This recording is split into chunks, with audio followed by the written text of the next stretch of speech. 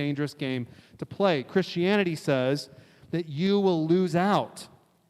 You will lose out by boxing up these questions. Instead, Christianity says you have to get out your questions. You have to get them out. Don't box them up. It's important that you let them fly. It's important that you investigate. It's important that you try to find out what is wrong. Okay? And now we're talking here about Solomon, and we're seeing in this story about the Queen of Sheba, very famously, a person who got all of her questions out. I love this story. It's about a woman who's traveled from far away to meet Solomon. Now, why'd she do that? King Solomon, as we've seen over the past few weeks, has become sort of a celebrity in the ancient Near East. The kingdoms and the tribes around all sort of know about great King Solomon there in Palestine, there in Israel. And he has a reputation for being wise and wealthy. Now this is kind of his two calling cards. He's super wise and he's super loaded. And so now this leads to like representatives from other nations sort of like sending little groups of people to come up here and make friends with Solomon. Now, why do they want to do that? Well, obviously, they want to be trade partners, right? They want to establish an alliance with a strong country. That's very clear. Like, that's what probably most of them were up to. So every day, Solomon's got people coming in there, bringing him exotic gifts from places all over the world and trying to, like, make buddies with Solomon. He's used to that. But this lady was a little bit different. She has come for the express purpose of determining the answers to some questions. She has come to find, it says she came in verse number 1, she came to test Solomon with hard questions. Now, I don't think that means that she wanted to prove Solomon wrong. I think she was thinking like, oh, you say this guy's wise. Well, it just so happens I've been thinking about some really hard questions. Let's see what you got. Let's talk about this. Let's see if you're really as wise as everybody says that you are. So this woman comes from far away. Now, you say, where's Sheba? Well, Sheba is kind of like due south, like 1,300 miles, 2,000 kilometers in like what is today modern-day Yemen. And she's traveled north for 2,000 kilometers with this huge caravan to come to meet Solomon. Now, before we get into this story a little bit today, I want to remind you of something. I've tried to remind you about it every week, but we're going to kind of hit it again here real quick. What is this story about Solomon for? Well, as Christians, we know that Solomon was the great-great-great-great-great-great-great-grandfather of Jesus. And in fact, Jesus says, if you want to understand the kind of king that I'm going to be, you ought to understand a little bit about the kind of king Solomon was. Solomon was a great king, but I'm going to be a greater king than Solomon was. So remember, we said, where you see Solomon be awesome, Jesus is going to be awesomer than Solomon was. And where you see Solomon fail, as we will see next week, we will see we'll see Jesus succeed where Solomon failed. So Jesus is a greater king for us. But Solomon is sort of like a preview for us. He's sort of like getting the stage set and helping Israel to understand, like, what do we need? What do we need in a king? Okay, so look at this, the queen here. She comes to test Solomon with some hard questions. Now, this is something I want us to understand. When we think of kings and queens in the ancient world, I don't know about you, but I imagine a dude like chilling on a couch and people feeding him grapes all day, right? And he's got his like little court jesters like acting out basically a guy who's just an empty-headed guy with a crown on his head. Like that's kind of how I imagine a king. And that's a stereotype that we as people who live in democratic countries, we like to believe in. We like to believe that people who would call themselves kings and queens are a bunch of dopes and we're smarter than all of them. Well, in fact, it was very common for kings and queens. Let's be honest, there were kings and queens like that. There really were. But there were some kings and queens. Think about being a king or a queen for a second. First of all, like, you've tried everything. You've like experienced everything that you can experience. And you also have access to talk to anybody that you want to talk to. And this meant that a lot of kings and queens sort of became the intellectual class of their day. They became the people who do you think was sitting around and reading books back then? You think it was the farmer who was like farming all day, came home, chopped a bunch of wood, and he's like, no, I think I'm going to go relax with a good book. Like, that was not going on back then. Who was sitting around reading the books back then? Who was writing the books back then? It was the kings and the queens. They were the often they were the intellectuals of their day, frankly, because they were the only people with the leisure time to do something like that. Solomon was certainly a king like this, and the Queen of Sheba was certainly a queen like this. The Queen of Sheba had read every book that you were supposed to read. She had talked to every wise person that she could find, okay? And this tells us she was not just living to enjoy all the perks of being queen. Again, there were kings and queens like that who lived lives of pretty much sort of like indulgence and just lived life to try to have as much fun as possible. But there were others who took life very seriously. And they took their position as a king or a queen very seriously. And they tried to become not just a royalty, but a sage. Not just a powerful person, but a wise person. Okay? Now, this tells us, these questions, what are these hard questions that she's thinking about? Well, these hard questions that she's thinking about are, we might call them the real riddles of life, the real riddles of existence. Questions like, what is life all about? Is there a God? What does God want from us? Is there life after death? What makes right, right, and what makes wrong, wrong? What does a good life look like? What does an honorable life look like? What is most important in life? Why is there evil in the world? What is wrong with my own heart? Will good or will evil win in this world? Now, here's the thing. Most of us, from time to time, will have those questions fly through our heads. And not just us because we're in church. Everybody in Kaohsiung occasionally is going to have questions like that flit through their heads. The difference is there's going to be some people who hear that question, and as quickly as possible, they want to bury that question and not think about it, to not give that question any time to really to take root in their heads or their hearts. And then there's people like the Queen of Sheba, and that's just not the way she's going to roll. She's got like a list of her questions that she's thought of through her life. Now, I want you to think about that for a second. Before, there's a lot of people in this world that when they think of the Bible, they think of a book that's sort of like hopelessly like prejudiced against women or hopelessly sexist or something like that. Check out the Queen of Sheba. This is written 1,000 years before Jesus. This story takes 1,000 years before Jesus. And the only person that we read about in Solomon's lifetime who was able to have a really intelligent conversation with him was a woman. Okay, so that's telling us that whatever else you think about the Bible, it's probably not a good idea just to be like, that book is just prejudiced against women or like hopelessly outdated or something like that. Now, but here's what we see about this woman. If you live a life without really digging into hard questions, if there's no hard questions on your radar, then you're not really thinking at all. Like I said, there was a lot of laborers and farmers, like they were just living to exist, and they didn't have time to think about these questions. But here's a person who really has time to live. And for them to really live means they're thinking about those hard questions. So the question for us is like, are you really thinking? Are you really thinking about these things? Right? It's very easy to fill our minds with other things. In fact, I would make an argument that the enemy's strategy in filling our phones with apps and filling those apps with content is to distract us with 1,000 trivialities so that we never have to face a single uncomfortable question for as long as we live. Friend, your enemy would love nothing more than for you to think about nothing important for the entirety of your life until one day it's too late to think of anything. He would like nothing more than that. So one aspect of wisdom is being honest enough to say about a question, here's a real question that I've thought of, and I don't know the answer to that. Okay? So let me talk to parents for a second. Sometimes as parents, especially if we're Christian parents, our kids can ask a question, and we can have a few different responses to that, right? They ask a question about life or about God, or they ask a question, and they scare us a little bit because it sounds like, am I raising Adolf Hitler here? Like, what kind of a question is this that my child has asked me? Right? You hear a question that scares you as a parent, like, we need to not freak out about that. We need to encourage that, I think. That we need to encourage our kids to say, like, this is not a house where we're going to, like, say, whatever your questions are wrong, we're not going to ask questions. Like, you got a question about God or a question about the Bible? I'm saying Dad understands it, but let's talk about it. Let's see if we can't go on a little adventure together and find out the answer to that.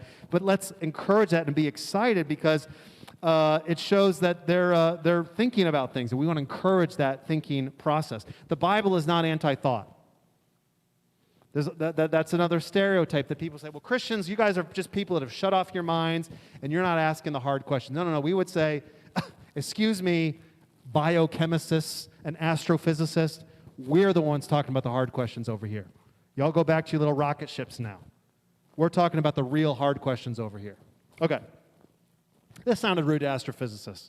I'm sorry. I have great respect for, and I don't know if they have anything to do with rocket ships. I'm sorry. I don't know. So what you do, though, wisdom does not stop there. Wisdom does not just stop with making a list of good questions. Wisdom chases down the answers. So she didn't just stay there in Sheba and be like, I'm the smartest person in the world. I got all these questions and nobody can help me.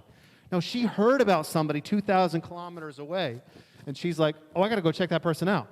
I got to go see if it could be possible. It is worth it to travel 2,000 kilometers by camel to try to find an answer to a good question. It's worth it. And that's what she does. She brings him to Solomon. Now, obviously, my point in that this morning is to say, if you got a good question, bring it to Jesus. Got a good question? Your kids got a good question? We want to model for our children that when there's a good question that you have, we say, we're going to go to Jesus and talk about that. We're going to go see what Jesus has to say about that question. Okay? But you're going to protest maybe and say, well, come on.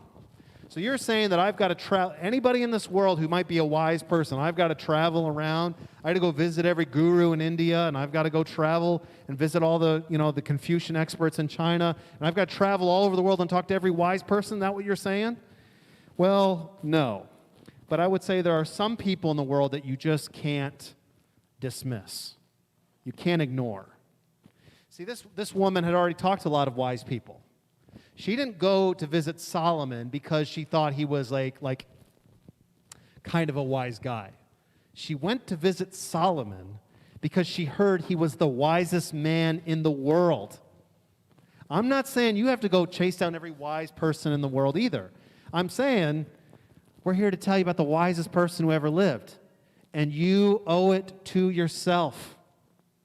You owe it to yourself to go hear what he has to say. And I'm talking about Jesus.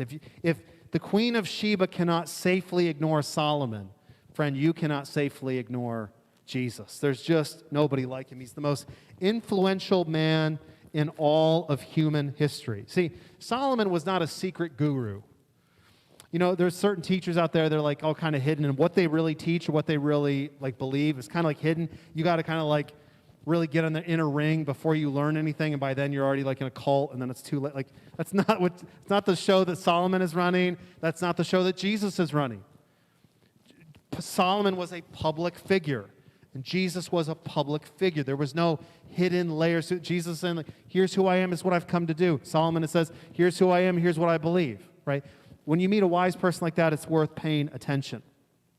And back to Jesus, Jesus cannot be dismissed as a showman or a phony, or he just can't be easily dismissed like that. There's a lot of people in the world we can look back and be like, were they for real, or were they just sort of fooling everybody? It's really hard to be sure.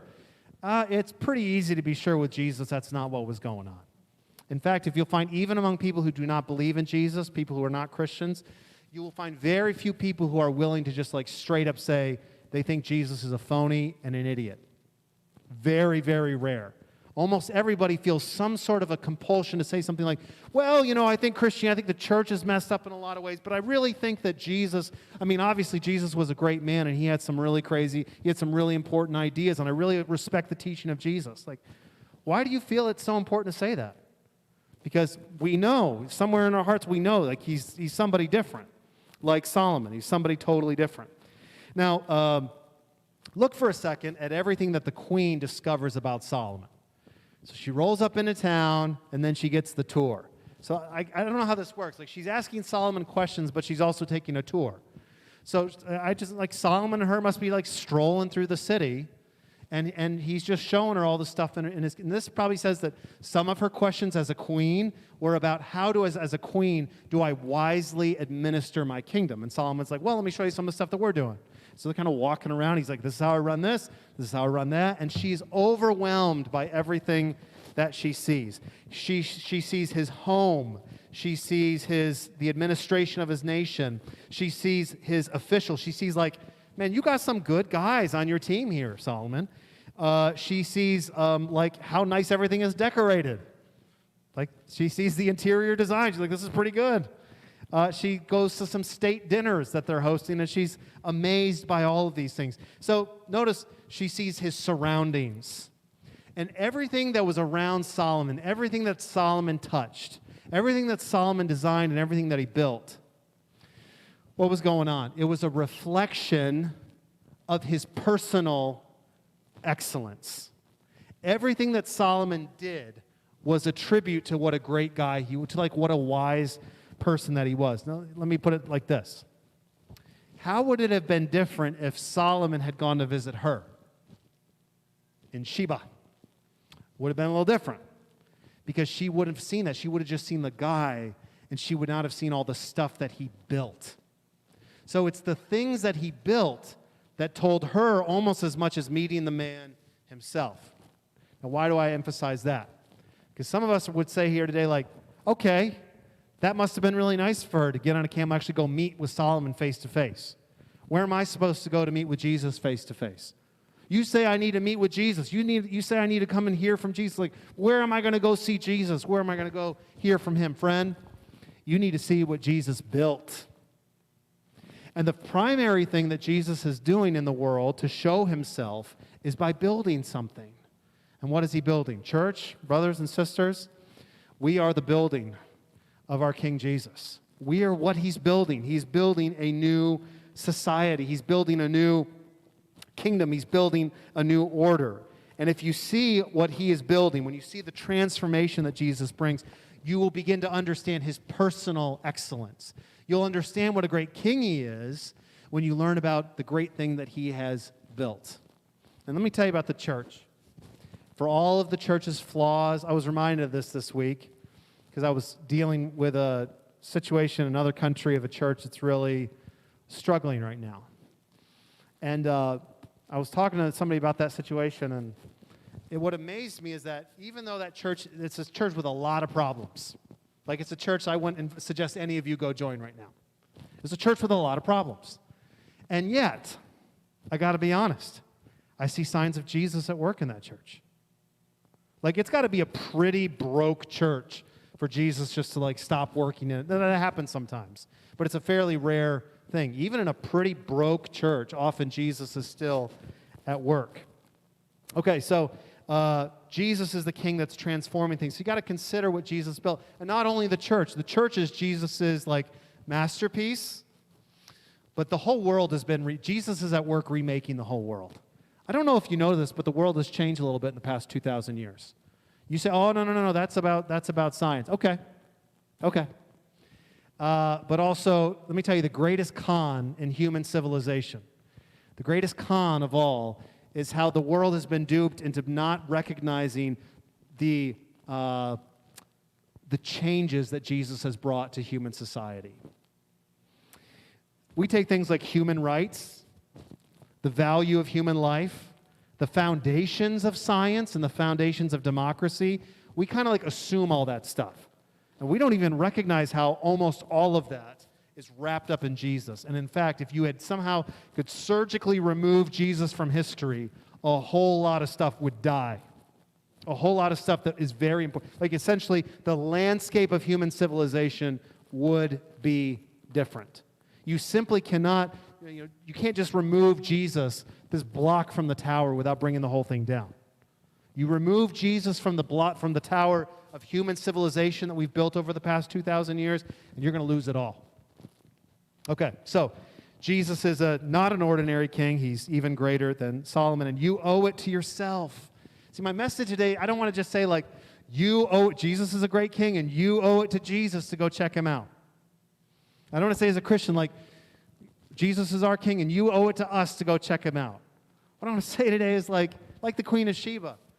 If the Queen of Sheba had not gone and visited Solomon, she would have regretted it all her life. And as a Christian, I want to tell you, if you don't go check out Jesus, if you don't go investigate him, if you don't go open up your questions and talk to him about these hard things, you're going to regret it one day as well. Now, maybe you say, well, I don't believe. It's that simple. Like, you're saying I should go check out Jesus. Well, I don't believe. Oh, that's good news. The Queen of Sheba didn't believe it either. Listen to what she says, literally. She says in verse 7, I did not believe these things. She said, I heard about a lot of stuff when I was in my kingdom. I heard about it all, and I was like, I do not believe. So what'd she do? She came and she checked it out. Friend, I get it. Like you say, I don't believe. Like you're saying all this stuff about Jesus, and I don't believe. And what we want to say is, that's okay. But what we are saying about Jesus is so out there. It's so crazy. It's so like beyond that you really not going to check it out? Like I know a lot of you. You guys are, a lot of you here are sane people. Like you're sane people. You're not insane people. And a lot of sane people in here are really like, I believe Jesus has the answers to the universe. And a lot of your friends are going to act like you're not sane and not listen to you and go check out Jesus. But that's crazy. Okay? And so the Queen of Sheba, it's okay if you don't believe. What we want to encourage you today is say, come and investigate. What I fear for us, what I fear for Taiwan, what I fear for my own country, what I fear for some people that I know is that we just ignore our questions. Now, why do we do this? Some people get a little bit of joy out of believing that there are questions that are impossible to answer. Even people who claim to be Christians. Okay? Let me tell you, there are some of people who, you might be a Christian, but your like spiritual growth is like totally stunted because you refuse to bring out any more of your hard questions and start exploring the answers to them. And as long as you do that, like not only is it important to be the Queen of Sheba before you're a Christian, but after you're a Christian, how are we going to grow as a Christian? Man, you got to keep coming to Jesus. What do you think the Queen of Sheba would have done if she hadn't lived so stinking far away? The next time she had a hard question, what do you think she would have done?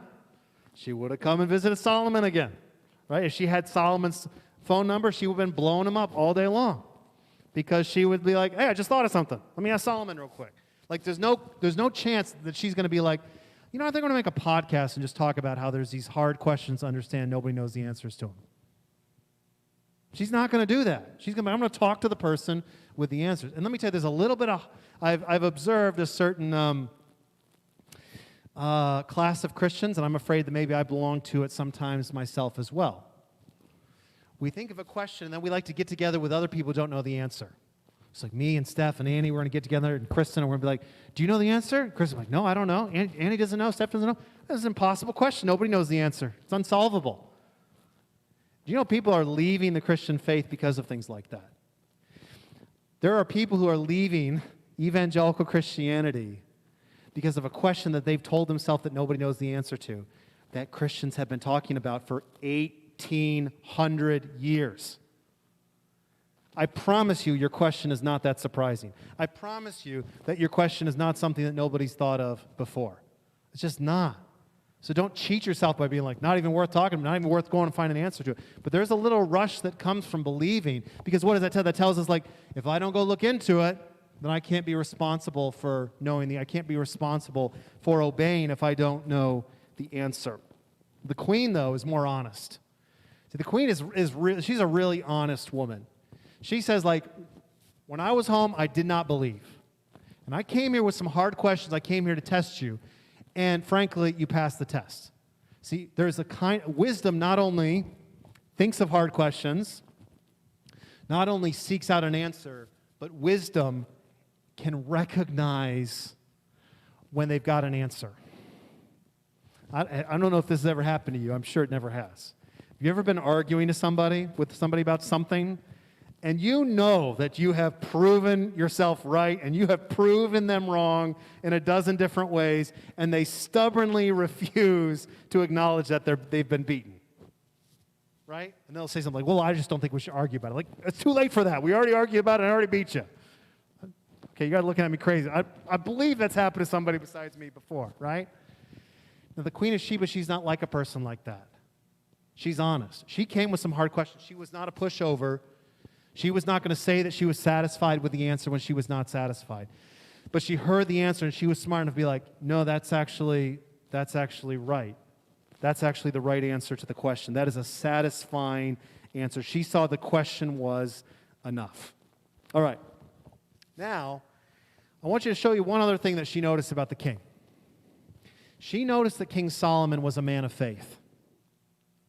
She didn't just see, oh, he's a political leader, or he's a rich guy, or whatever. She observed Solomon at worship. And she was like, dude, this guy is he's like a zealous worshiper of his God. And she saw this king do stuff that is not normal behavior for a king. She saw this king go into the house of God and bow himself low before his God. She's like, that's not normal. That's not the way we kings and queens do things. She saw the way he humbled himself. She listened to the way he prayed to his God. She's like, that's not normal. That is not the way we do things as kings and queens. She learned something about it. And here's what she learned a lot about God. Notice what she says here. She says in verse 9, praise be to the Lord your God. Well, check that out. Where'd she learn that from? She learned that from Solomon. So she's been watching. I don't know how long she was there. Maybe she's there for a week or a couple weeks. And she's done, and she's like, man, your God is awesome.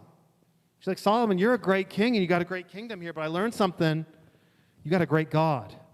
And see that? The closer she got to Solomon, the closer she got to Solomon's God. And, the same is true with Jesus, friend. The closer that you get to Jesus, you will find yourself closer and closer to God. And the result of all this is that the queen is overwhelmed. She's never seen anything like this. This is not this is not the typical leadership. It's not a typical king. She finds a king that she can't find a flaw. She can't find a fault with him. And she's awed by him. And this is what she says, verse 8. How happy your people must be. How happy your officials who continually stand before you and hear your wisdom. Now, this is a little bit of a lecture that the author of this book is giving to the people. And he's like, listen, people, we had a queen come from 2,000 kilometers away, and she came up here. You know what she said after she met Solomon? She said, we were super lucky. So what are y'all grumbling about? That's kind of the vibe. Like, other people are really jealous of how awesome of a king we have. So why are you grumbling about the king? Like, in other words, don't take the king for granted. God has raised up a wonderful king for you, Israel. So be thankful. Don't take him for granted. Don't start grumbling and complaining about Solomon. Be thankful that God has given you such a wonderful king. Now, friend, this is what we say about Jesus Christ as well. And what I want to try to show you in the last little bit of our message this morning is just how happy we are as Jesus' people, as people who have Jesus as our king. Now, one other thing there to notice is that she brings her wealth and she gives Solomon all these gifts. Now, why did she do that? Well, some people say, this is establishing a friendly relationship. This is to establish trade relations or whatever. That's just part of it, probably. But she gives these things to him as a token of friendship.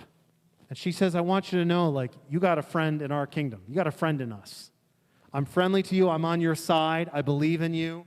And I want to be your friend. And I would never go to war with you. I'm loyal to you. I'm loyal to you. Okay. This shows her friendship from her country to Israel's country. Now, let's fast forward to Jesus for a minute. I'll tell you a little story about Jesus. One day Jesus was teaching, and he mentions the Queen of Sheba. And you know what he says? He's looking around a bunch of people, and Jesus is shaking his head. And he's like, I can't believe y'all. I cannot believe you people. Jesus has got thousands of people have come to hear Jesus. They've come to hear what he has to say. And you know what they do? They shrug. They're like, whatever. And Jesus shakes his head and he says, on the final day of judgment, the Queen of Sheba will stand up as a witness against you. Because she was so eager to know the truth that she came from 2,000 kilometers away by camel to find out the person who had the answers. And Jesus said, and there's somebody wiser than Solomon standing right here. and you don't seem to have any interest in hearing what I have to say. You see, the distance was not the biggest problem. The biggest problem was what was in the heart of the people. The biggest difference between in how you respond to Jesus and whether or not you come to Jesus, whether or not you bring your questions to him, whether or not you hear what he has to say is something that's going on in your heart. So Jesus says there's no excuse for it. Now, Jesus is not like Solomon. Because Solomon could answer a lot of those hard questions. Fortunately, he was able to answer all the questions the Queen of Sheba had. But eventually, you would have got to something that Solomon would have been like, I don't know. That's a good one. Not sure. I don't know. You don't got that problem with Jesus. Jesus could answer every question, our deepest questions, our greatest questions. Jesus was able to answer them. This king does even more for us. Notice what the queen says in verse 9. She says, because of the Lord's eternal love for Israel, he made you king. So she looks at this kingdom, she's like, man, God must really love these people because he made you their king. What a blessing. Now, the same thing is true for us as Christians. We can look at God and say, how much you must love us. How much you must love us as your people that you raised up such a great king for us. You raised up Jesus, your son, to be our king. It was God's eternal. We can say, God, because you loved us with an eternal love, you raised up such a wonderful king for us. Now, will you ignore a king like that? You know, as Christians, we'll say the same thing that she heard. And if you're not a Christian, ask any Christian and we'll tell you. Remember this, the Queen of Sheba said, oh yeah, I heard a lot of stuff before I came and met Solomon. And I was like, no way that's all true. She said, I got there and I found out I hadn't even heard the half of it. And we as Christians will tell you the same things. Before we knew Jesus, we heard a lot of stuff about Jesus. We heard a lot of stuff. And then we met him, and let me tell you, we didn't even know the half of it. And the crazy thing is, we still don't know the half. We still don't know the half of his love for us. See, Solomon was raised up as a symbol of God's love for his people, but Jesus wasn't just a symbol of God's love. Jesus was the love of God for his people incarnated into a person. As Christians, we can look at Jesus and say, because God loved his people with an eternal love, he has raised up a king as wonderful as you. All of our affairs are perfectly managed by him. All of our enemies are thoroughly removed. We are brought into a most wonderful society. We hear the most wise words that any people have ever heard, words that strengthen and change us. We are enriched beyond our wildest dreams, and what's more than that, we are brought into the most splendid fellowship with God in heaven, all through Jesus. So what we do is we look at our King Jesus and we say, how God must love us, that he would give us a king like this. He didn't just give us a King David. He didn't just give us a King Solomon. He gave us his son to be our king, King Jesus. And now today what's happening? All around the world, this is also a little preview in this story. It's kind of special. When you read the Old Testament of the Bible, usually it's pretty simple. The good guys and bad guys are pretty clear cut. Like Israel, usually good guys. Other countries, usually bad guys. But every once in a while you get a cool story like this one where there's a little preview of things to come, where there's somebody from the nations, not a Jewish person, not from Israel, and for some reason their heart is open or their heart is brought to know the God of Israel. And so you got a woman like this who is not Jewish at all, and she says, praise be to the Lord your God. Something special about your God. Now that's a preview. And Jesus said, when I'm the king, people will come from the north and the south and the east and the west. They will come from all nations to come into my kingdom and to sit at my banquet. Jesus is a greater king than Solomon. Now Solomon attracted a lot of attention. Solomon had a lot of hype. There was a lot riding on that Solomon celebrity. But there was a lot more going on, and there still is today. That's why we're gathered here in Taiwan and countries all over the world today. People will gather to come into the presence of King Jesus and to sing and to celebrate him. What do? We bring a gift, just like the Queen of Sheba. The Queen of Sheba brought the most expensive gift. She lavished these gifts on Solomon and said, you see, I want to be your friend. And today we as Christians, we don't just offer gifts of whatever we got in our wallet or whatever. We bring our lives and offer them to him and say, I want to be yours. I want my life to be a sacrifice for you. My life is a gift for you. Now, I don't know about you, but when I read this story, you almost feel like it's a little anticlimactic. Some of the letdown of an ending, right?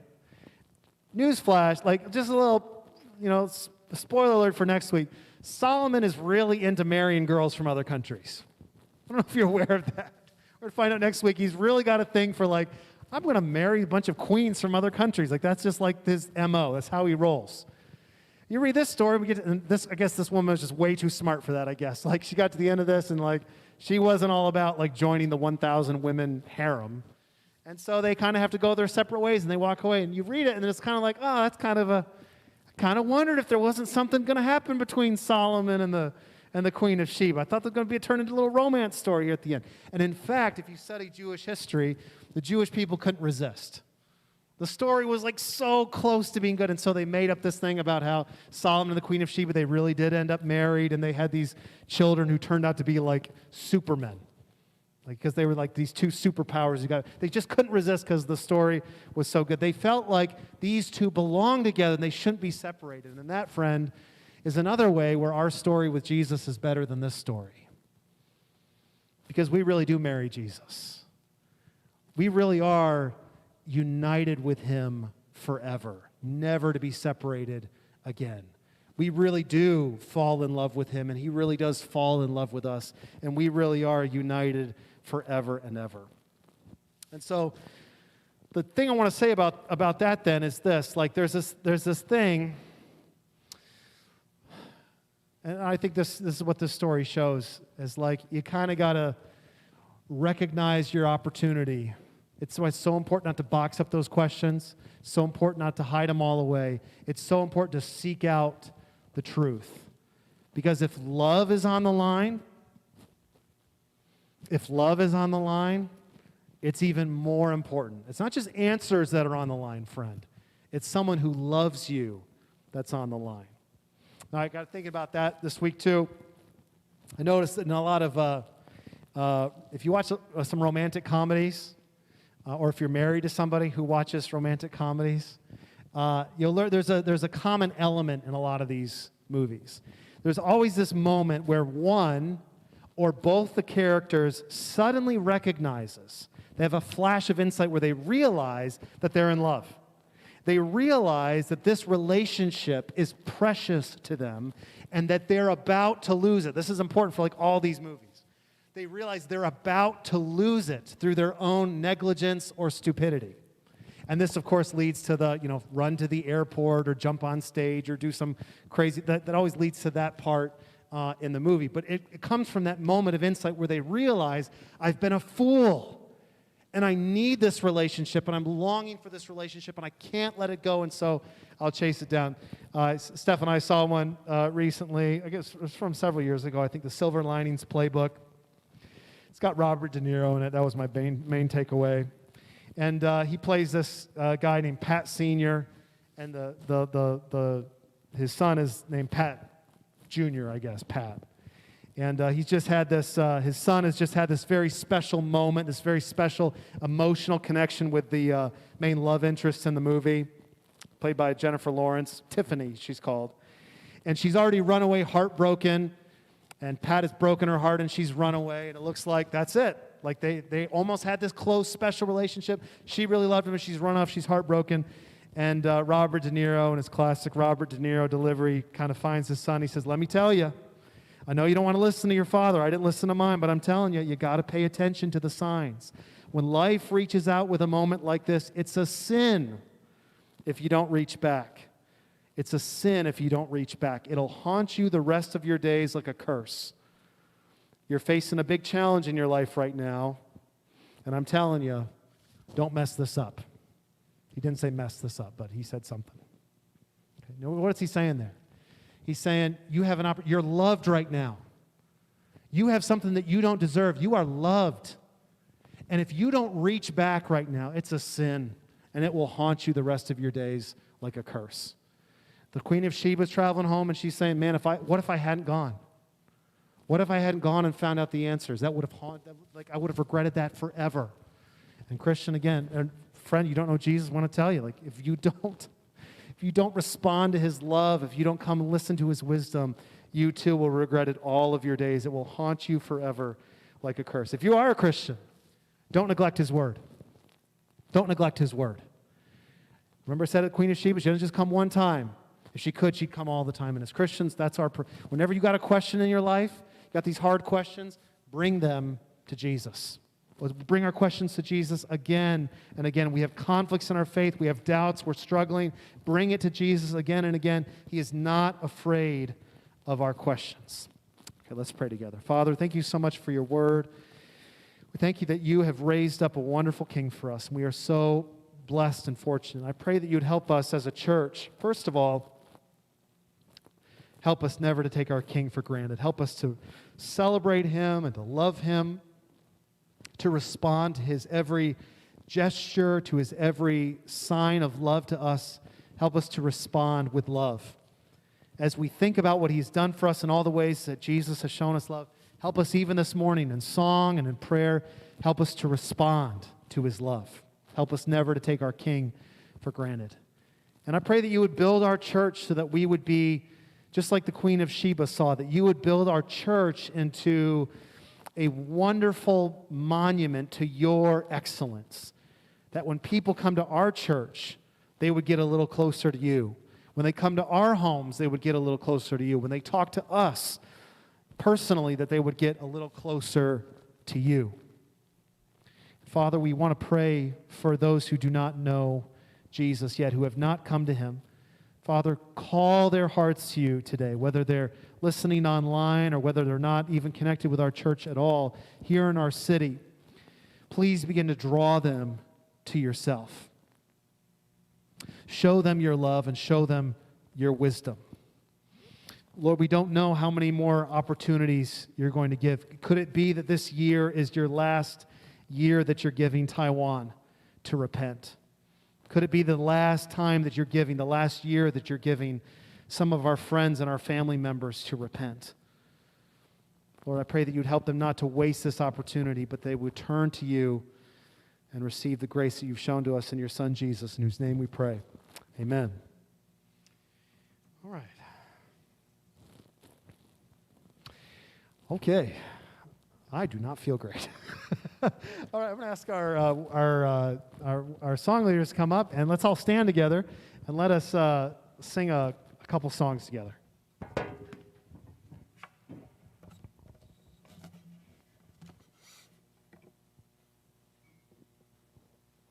Let's join in singing together, Come Thou Almighty King.